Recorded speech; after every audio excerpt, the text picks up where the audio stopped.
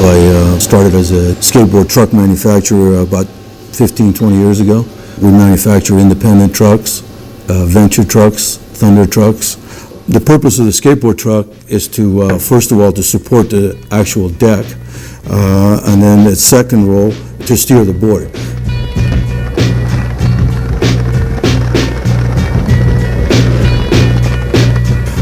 It's made up of two major parts.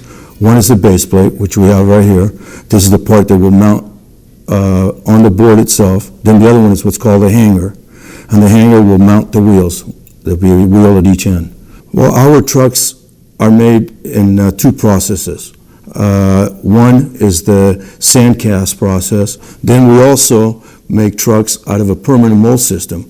The permanent mold system is a steel mold which opens and closes and creates the actual cavity where the metal is introduced and makes the part. The machines hold the molds. The mold is split in half. As the machine opens, we're able to put the actual axle into the machine, the mold having a little print where the axle sits. When the machine closes, it holds the actual axle in place. At that point, the machine is loaded with aluminum. Then the machine tilts. As it tilts, the metal is introduced to each cavity. Each cavity will yield one hanger with an axle already in it. Once the machine is closed, it has a cycle time, which is approximately 2 minutes. During this cycle time, the metal hardens, and then we're able to open the mold and pull out the parts. The parts come out in what's called a tree. So we take the tree and then we place it into a cooling area and wait for the metal to fully harden, and then we're able to handle it again and cut each individual part off. At this time, the aluminum is at a semi-soft state where we need to harden the metal.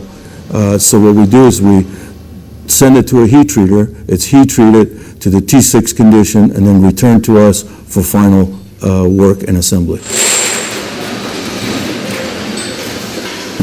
We're able then to do the final machine. The first thing we have to do is grind and smooth the gate, give it a smooth finish. Then we take it and put it in the big tumblers, and the tumblers contain a media that will do the final finishing to it before we can burnish each individual part and give it the shiny finish it has.